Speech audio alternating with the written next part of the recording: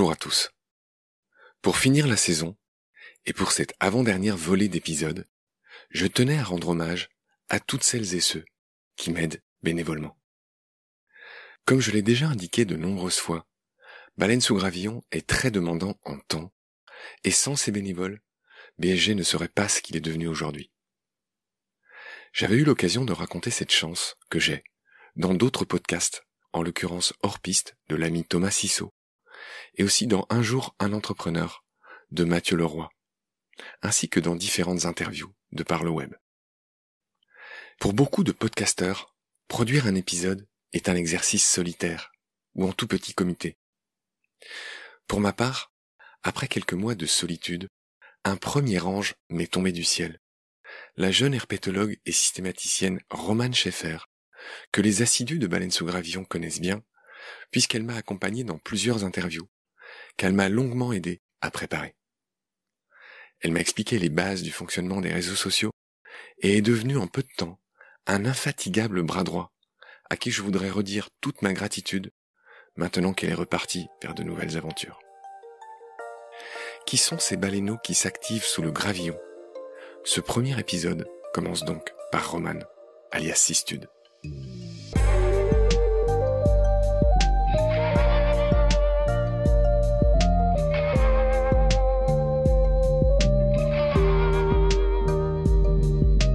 Je m'appelle Romane Schaeffer et mon totem est la Sistude d'Europe, Emys orbicularis. Donc c'est une petite tortue d'eau douce présente en Europe et notamment en France. Normalement, je suis étudiante en systématique et en biologie de l'évolution à Sorbonne Université à Paris. J'ai grandi en campagne près de Nantes où j'ai commencé la photographie animalière et je me suis spécialisée en herpétologie, c'est-à-dire que je m'intéresse principalement à ce qu'on appelle communément les reptiles. J'ai rejoint l'aventure Baleine sous Gravillon, c'est-à-dire que j'ai rejoint Marc, en octobre. Je cherchais à consacrer mon temps libre à un projet avec du sens, partageant mon amour de la nature, et où mes connaissances en biologie seraient utiles.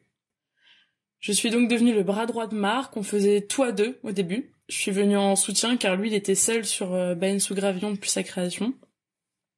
Aujourd'hui, je me consacre principalement à la galerie des artistes. Chaque semaine, je partage un photographe, un illustrateur, une illustratrice ou un vidéaste scientifique, animalier ou naturaliste. Mon épisode préféré, c'est sûrement celui avec Françoise Sercollet. Moins pour son contenu que pour le fait que c'est le premier que j'ai dû préparer et auquel j'ai assisté avec Marc. On venait à peine de se rencontrer, on devait se rejoindre à 13h30 au Muséum d'Histoire Naturelle pour l'interview de Françoise, et moi je venais juste en observatrice. Marc m'a appelé une demi-heure avant l'heure du rendez-vous. J'étais avec des amis au muséum et il m'a dit qu'il serait en retard à cause de l'interview du matin qui avait été forte en émotion. Il m'a demandé de préparer l'interview de Françoise, d'être efficace. J'ai eu comme un petit coup de pression. Je n'avais jamais fait ça avant. L'interview s'est plutôt bien passée et hop, c'était parti. J'étais embarquée sur le navire Baleine sous Gravillon. La Sistude, c'est une tortue d'eau douce qu'on peut retrouver en France si on a l'œil. Sa protection relève aussi du coup de la préservation des zones humides. Une étude de 2016, qui a été réalisée sur des Sistudes d'Europe en Camargue, a montré qu'on retrouvait des populations d'algues qui se fixaient et se développaient sur les carapaces de cette espèce. Et en fait, ce sont pas les mêmes familles d'algues qu'on retrouve sur la carapace et sur le plastron. Et ça, je trouve que c'est une anecdote intéressante sur mon totem.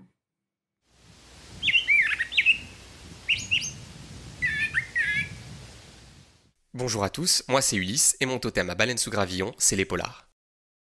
J'ai connu BSG grâce à Julie. Julie, c'est une étudiante dans le même master que moi en médiation scientifique à Marseille. Elle s'occupait de l'Instagram de l'association et un jour elle m'a contacté en me disant que Marc cherchait un peu en urgence un monteur pour réaliser une petite vidéo. Cette vidéo, avec Paul Watson, avait pour but de présenter les épisodes 17 et 18 de la saison 2, qui sont consacrés à Sea Shepherd. Et voilà comment a commencé mon engagement. Moi qui suis passionné de techniques audiovisuelles et qui ai toujours eu le goût de faire de l'associatif et de participer à rendre les sciences et la nature audibles au plus grand nombre, j'ai été séduit par le projet. Depuis, je suis membre du conseil d'administration de l'association BSG, je m'occupe du site internet baleinesousgravillon.com et des petites pastilles de présentation vidéo. Mon animal totem, c'est les polars, qu'on connaît plus communément sous le nom d'orque.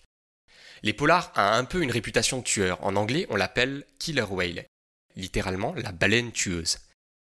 L'épolard n'est pas vraiment dangereux pour l'homme lorsqu'il est en milieu naturel. Les seuls morts répertoriés, c'est des dresseurs dans des parcs aquatiques. Ils sont dotés d'un redoutable système d'écolocalisation, un peu comme les chauves-souris, et ils ont plein de techniques de chasse vraiment exceptionnelles. Pour manger des phoques par exemple, les épaulards créent en équipe une énorme vague pour les faire tomber à l'eau et les dévorer. Ils sont aussi capables de retourner les requins pour les paralyser comme des karatékas des océans, et d'utiliser leur vitesse et leur poids pour faire éclater les organes de leur proie ou adversaire. Une autre technique tout aussi impressionnante consiste à quasiment s'échouer sur la rive pour aller récupérer une proie comme les lions de mer. Les épaulards en somme sont un peu à l'image du reste du vivant, à la fois fragiles car certaines populations locales sont menacées ou en voie de disparition, mais aussi puissantes et inspirantes car il nous reste encore beaucoup à découvrir sur eux.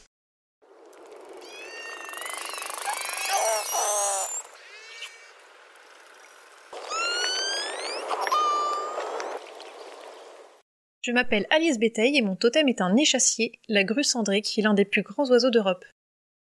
J'ai grandi dans la campagne normande, au sein d'une famille passionnée de nature et d'ornithologie, et je passais mes journées dans la nature, en forêt, à étudier les empreintes de mammifères dans la boue, à traverser des roselières et des zones humides pour chercher des oiseaux ou des orchidées, ou à faire du guet à la mer. C'est un univers où je me sens à ma place et que j'ai envie de préserver. J'ai passé la majorité de mon enfance à l'observer, avec beaucoup d'émerveillement et à le dessiner. Et après des études artistiques, je suis devenue illustratrice et designer textile. Je crée des motifs et des décors panoramiques notamment, souvent peuplés d'animaux.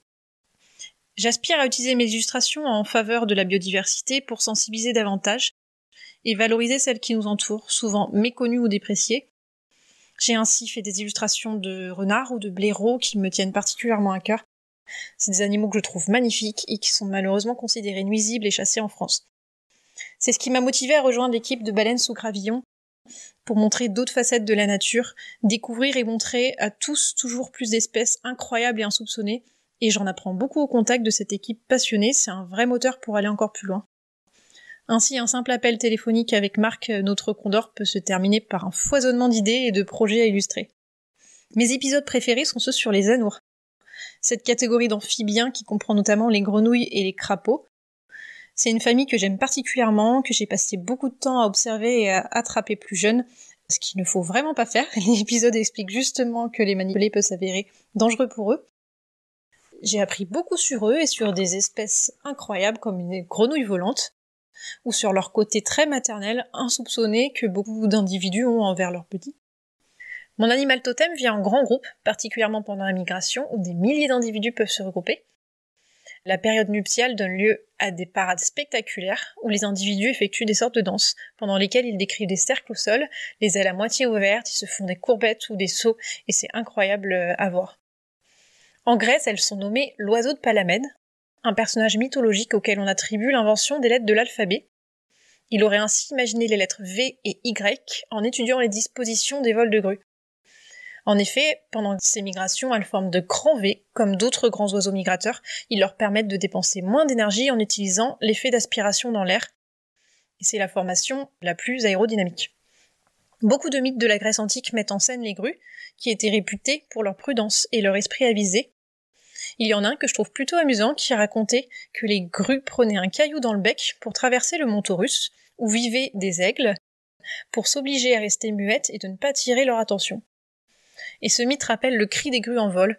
Généralement, on les entend avant de les voir, avec ce cri si caractéristique, que pour ma part j'adore, amplifié par l'effet de groupe. Je ne tenterai pas ici de l'imiter, alors je vous invite à aller l'écouter si vous n'avez jamais entendu un vol de grue cendrée passer.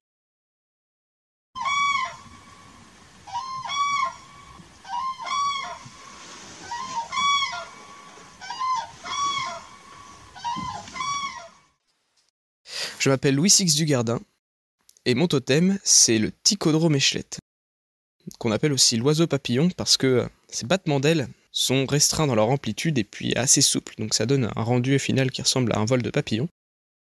C'est un oiseau qui est rupicole, donc qui vit en falaise, et qui fait partie des Ticodromidés. Il est le seul représentant de celle-ci. D'un point de vue un peu plus personnel, je suis étudiant en 2e année de BTS Gestion et Protection de la Nature, AC, dans l'Orne, en Normandie, la plus belle région du monde, en tout cas pour ceux qui y vivent. Et avant ça, j'ai fait une année de DUT génie biologique à Évreux, dans l'Eure, et encore avant ça, un bac S, donc classique SSVT. Alors sinon, du point de vue familial, je fais partie des familles nombreuses, puisque je suis le deuxième d'une famille de 6 enfants. Pourquoi j'ai rejoint Baleine sous Gravillon ? En fait, la raison, c'est une raison qui est humaine.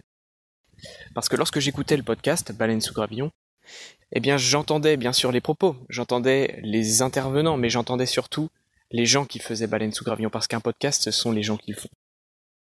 Et en l'occurrence, cette atmosphère me plaisait énormément, et je n'avais qu'une seule envie, c'était de rejoindre cette équipe. Ça me semblait utopique presque. Et lorsque j'ai vu cette annonce, cette proposition, eh bien j'ai sauté sur l'occasion parce que ça me correspondait totalement, et j'en suis heureux. Et c'est donc après ça que j'ai rejoint l'équipe des nettoyeurs, dirigée par Lisa. Et donc, c'est une véritable équipe hyper chaleureuse. Donc, c'est le travail des petites mains. Donc, on est derrière, on retouche un petit peu les podcasts pour que ce soit plus agréable à entendre. Et le principal, le rendu à la fin, c'est que ce soit génial. Alors, si je devais choisir un épisode comme ayant été mon préféré pour le conseiller aux poditeurs, je pense que je parlerais du premier épisode sur les rapaces. Donc déjà, l'exergue, la mise en bouche, met en appétit, parce qu'on nous parle donc de l'impact qu'avait eu un célèbre pesticide sur la reproduction du faucon pèlerin. Et le faucon pèlerin, j'ai une expérience très particulière avec ce rapace. J'ai pu entendre ne serait-ce que le bruit d'un piquet dans mon dos, une expérience sensorielle hyper forte. Donc vers à peu près 50 mètres de moi, une fin de piquet qui faisait le bruit d'un avion de tourisme. Et en soi, en fait, c'est des expériences qui forgent comme ça une particulière attirance pour un oiseau, et en l'occurrence, eh bien là c'était le cas. Si je devais citer une info intéressante vis-à-vis du Ticodrome échelette, je pense que je parlerais d'abord d'étymologie. C'est un domaine qui est très cher à Marc, et il a tellement raison. Le Ticodrome échelette, littéralement, teiko, mur, et dromas, qui court rapidement. Donc l'oiseau qui court rapidement sur les murailles. Quand on aperçoit un Ticodrome échelette, la plupart du temps, c'est simplement un éclair rouge sur une falaise. Et c'est ça qui nous aide à le repérer. Et donc, la suite de son nom, le mot échelette, qui évoque simplement cette façon qu'il a de grimper comme sur une petite échelle. Donc, voilà pour l'étymologie. Ensuite, ce que je dirais, c'est que le Ticodrome échelette vous surprend toujours. Et là, je vais partir d'une expérience personnelle. La première fois que je l'ai trouvé, je ne l'ai absolument pas cherché. Et c'est pour ça, si un jour vous vous baladez en bord de falaise dans les massifs montagneux, eh bien ouvrez l'œil, il pourrait très bien y avoir un Ticodrome échelette juste sous vos yeux.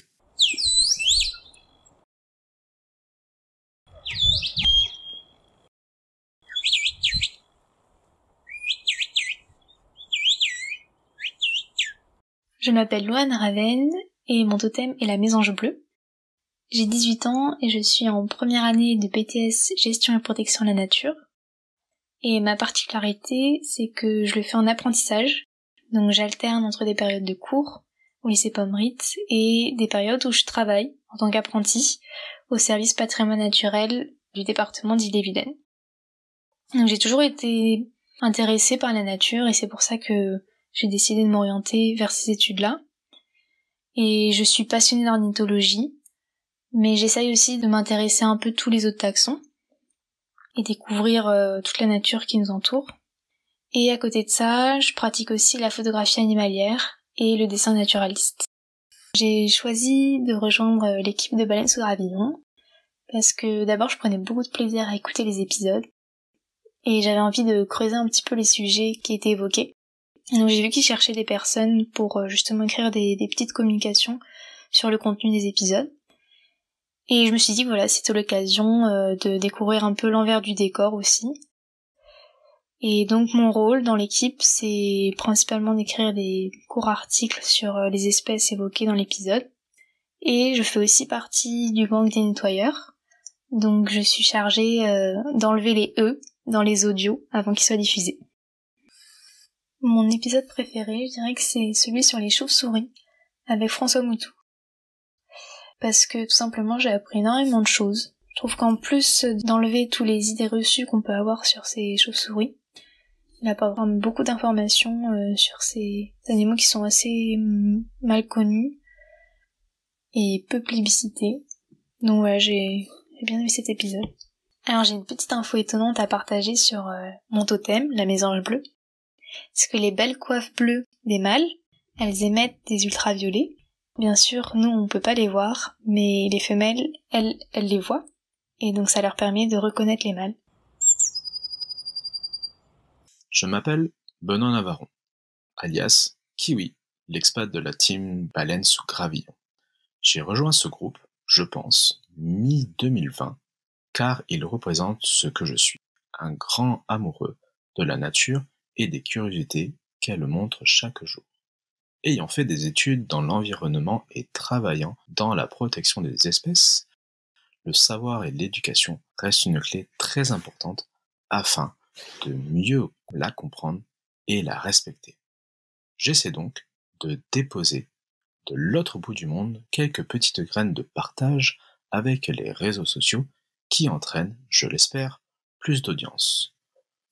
Mon épisode préféré, les épisodes de Jean-Michel Bertrand sur le loup. J'adore le personnage et la voix pour mieux comprendre le loup, cet animal mal aimé par certains. Monsieur Marc, alias Condor, m'a totémisé le kiwi. Et oui, je suis un ornitho et je vis à l'autre bout du monde, la terre des reliques et non pas celle du milieu. Ces îles du Pacifique fascinantes et curieuses que représente la Nouvelle-Zélande. C'est ici que vit une famille d'oiseaux très rares et difficiles à voir car ils sont actifs durant la nuit. Du coup, quand vous dormez, le petit kiwi sort de sa planque et écoute le podcast un peu avant vous. Et si je trouve un problème, je pousse mon cri.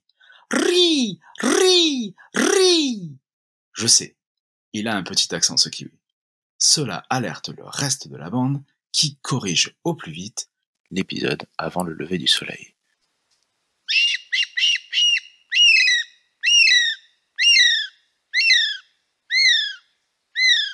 Et bonjour, alors moi c'est Lou, aka Spatule Blanche.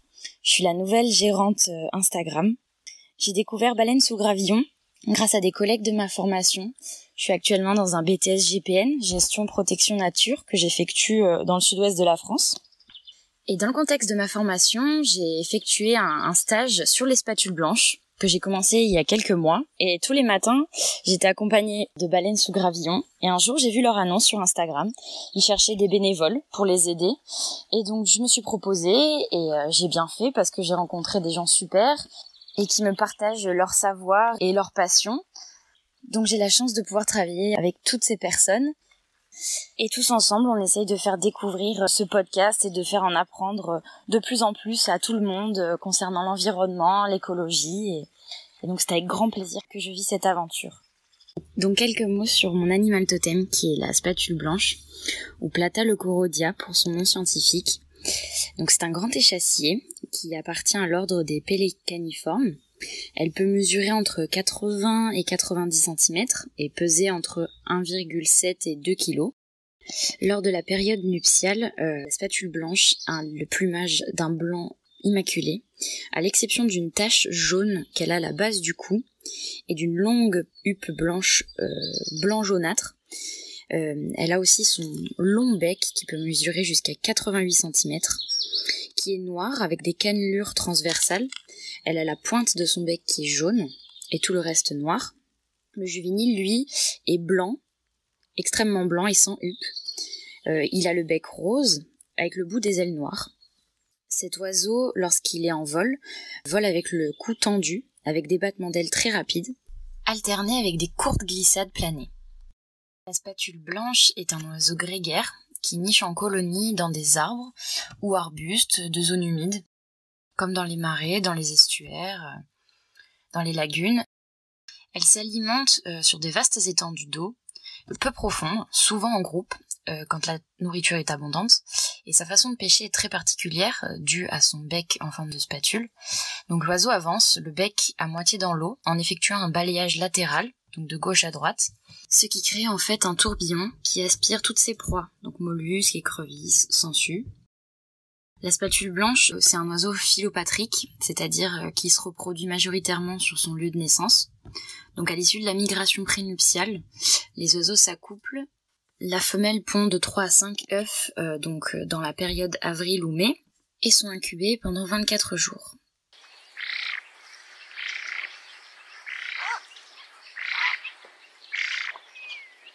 Les petits quittent le nid entre la 6e et la 7e semaine et commencent à voler à la 7e semaine. Ils deviendront matures sexuellement qu'à l'âge de 3 ou 4 ans. Son espérance de vie à l'état sauvage est de 20 à 25 ans. La spatule blanche bénéficie d'une protection totale sur le territoire français depuis 1981. En France, elle est considérée comme vulnérable tant en période de nidification qu'en hiver et en migration.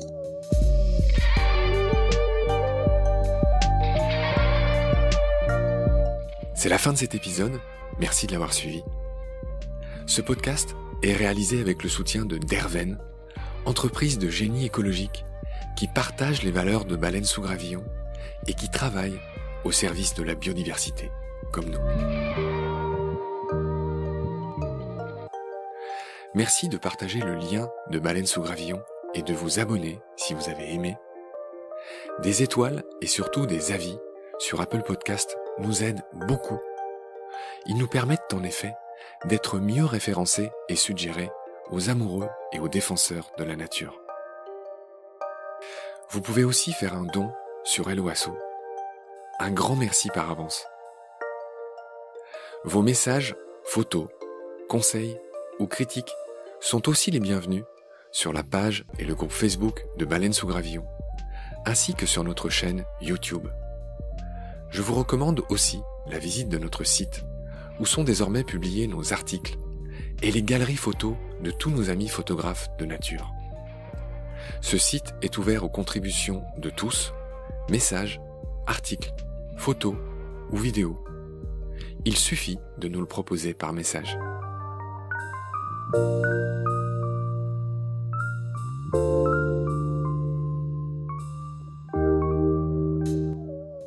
Je remercie tous mes équipiers pour leur aide précieuse, sans oublier Frédéric Colazzina et Gabriel Dallène, les compositeurs du générique. Je vous retrouve très vite pour de nouveaux épisodes. D'ici là, prenez soin de vous et de ce qu'il y a autour de vous. Merci. À bientôt.